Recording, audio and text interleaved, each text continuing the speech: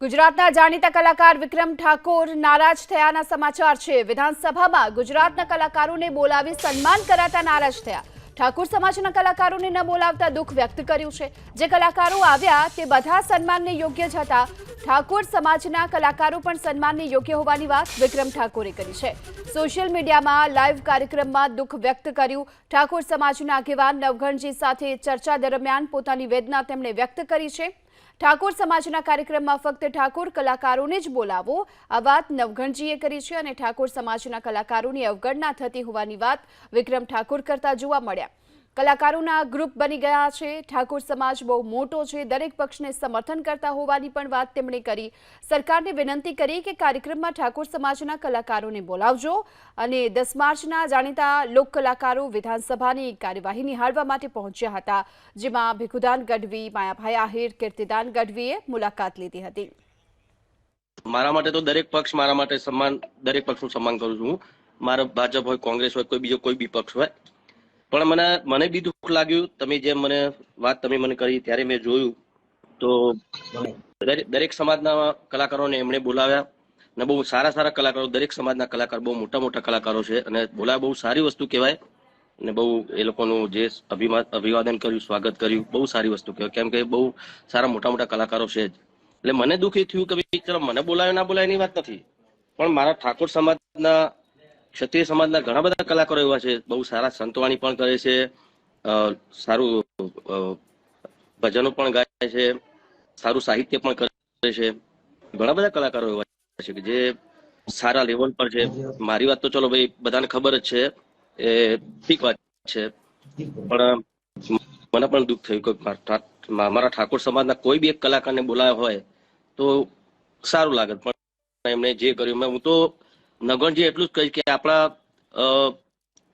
સમાજના નેતાઓ પણ ઘણા બધા છે, બહુ આપણા સમાજના નેતાઓ, તો એ નેતાઓ બી આનો વિરોધ ઉઠાવવો જોઈએ, રજૂઆત કરવી જોઈએ કે આવું ના ચાલે એમ। મને હમણાં એક પત્રકાર મિત્રનો ફોન આવ્યો હતો, મને કે તમે તો ગુજરાતના સુપરસ્ટાર છો, લોકો તમને ગુજરાતના સુપરસ્ટાર માનો છો, તમને કેમ ના બોલાયા? મેં કીધું એ લોકો નહીં માનતા હોય, મારા ચાહકો તો મને માને છે ને બહુ છે।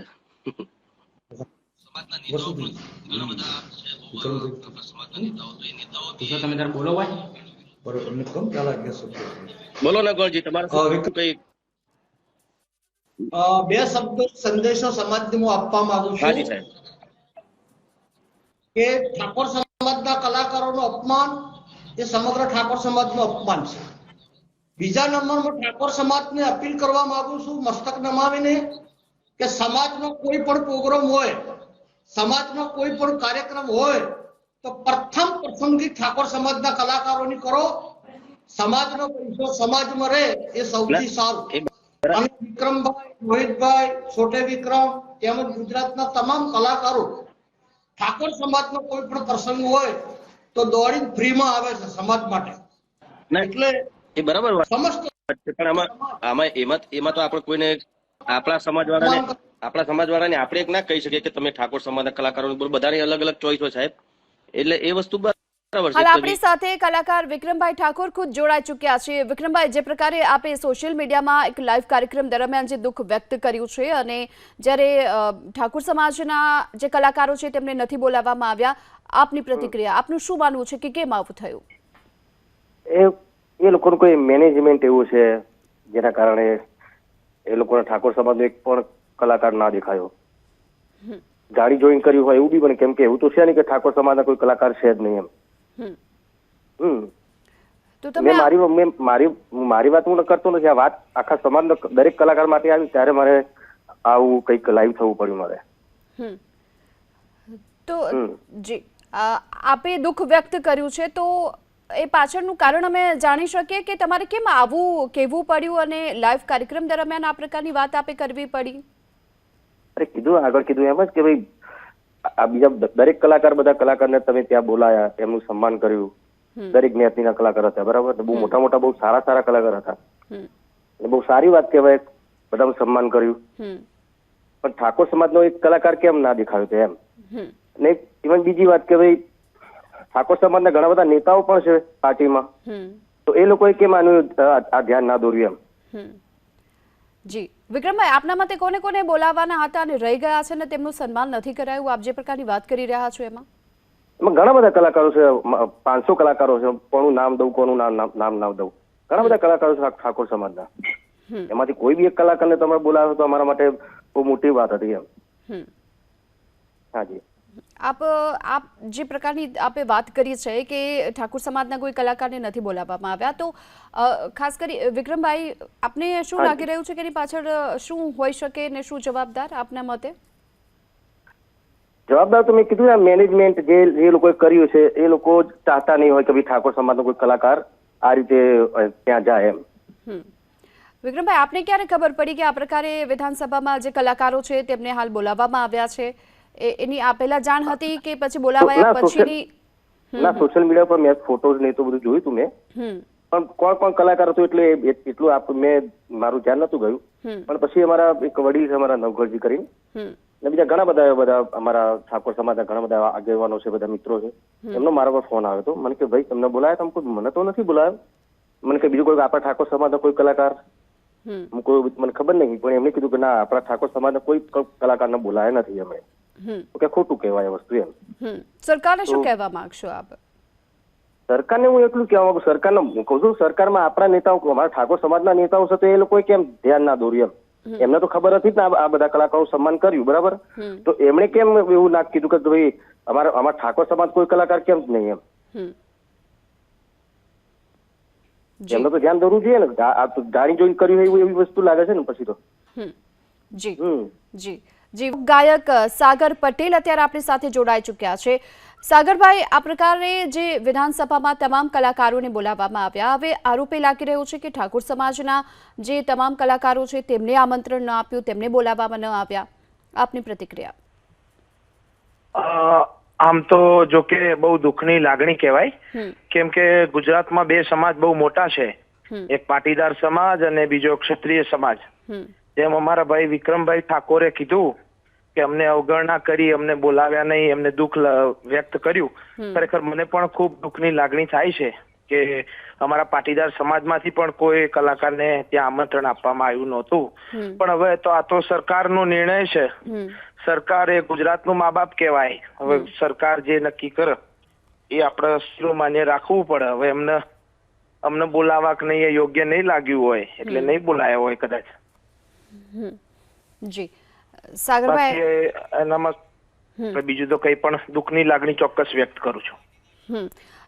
તમે જે પ્રકારની અત્યારે વાત કરી કે પાટીદાર સમાજના કલાકારોને પણ ન બોલાવ્યા, તમે એ પ્રકારની પણ વાત કરી રહ્યા છો, શું કહ્યું એ બાબતે આપ શું કહેવા માંગો છો? ક્ષત્રિય સમાજના કોઈ કલાકારને ઇન્વિટેશન નહોતું અને પાટીદાર સમાજના પણ કોઈ કલાકારને ઇન્વિટેશન નહોતું. એટલે કદાચ સરકારની જાણબાર પણ હોય, કદાચ એમને ખબર પણ કદાચ નહીં હોય, અને એવું પણ બન્યું હશે કે ઇન્વિટેશન આપવા વાળા કોઈ બીજા હશે, સરકારને ખબર ન હોય. પણ એમાં આપણે તો બીજું તો કઈ ના કહી શકીએ, પણ 100% દુઃખ તો થાય જ, કેમ કે કોઈ પણ સરકાર જયારે ગુજરાતમાં બનતી હોય છે અને બે સમાજના મોટા, એક પાટીદાર સમાજ ને એક ક્ષત્રિય સમાજ, તેનો સાથ ચોક્કસ જરૂર સરકાર, કોઈ પણ પક્ષની સરકાર જયારે બને ત્યારે આ બે સમાજનો પક્ષ એમને 100% એમને સપોર્ટ કરે તો જ એમની સરકાર બનતી હોય છે. સાગરભાઈ, તમને શું લાગે છે પાટીદાર સમાજે કયા કલાકારોને નથી બોલાવવામાં આવ્યા? પાટીદાર સમાજના કોઈ પણ કલાકારને બોલાવવામાં એ જગ્યાએ નહોતા આવ્યા, કેમ કે મને પણ ઇન્વિટેશન નહોતું. જો કે મને નહોતું એનું મને દુઃખ નથી, પણ કદાચ કોઈ અમારા પાટીદાર સમાજનો નાનો એવો સિંગર એને પણ બોલાવ્યો હોત તો વાંધો નતો. પણ એ તો સરકારનો છે, સરકાર મા બાપ છે, મેં કીધું એ પ્રમાણે. ગુજરાતનો જે સરકાર છે એ મા બાપ છે, અને આપણને જે નક્કી કરે કદાચ યોગ્ય નહીં લાગ્યું હોય તો અમને નહીં બોલાવ્યા હોય, ફરી પાછું યોગ્ય લાગશે ત્યારે બોલાવશે, ફરી જઈશું અમે. જી, આપ અમારી સાથે જોડાયા, ચર્ચા કરી એ બદલ આપનો આભાર. 100% વિક્રમભાઈ મારા ભાઈ છે અને ઠાકોર સમાજ વતી હું પણ કહેવા માંગુ છું, અને સમગ્ર ઠાકોર સમાજને અવગણના કરી છે. સાથે સાથે પાટીદાર સમાજનો પણ કોઈ સિંગરને ત્યાં ઇન્વિટેશન નહોતું.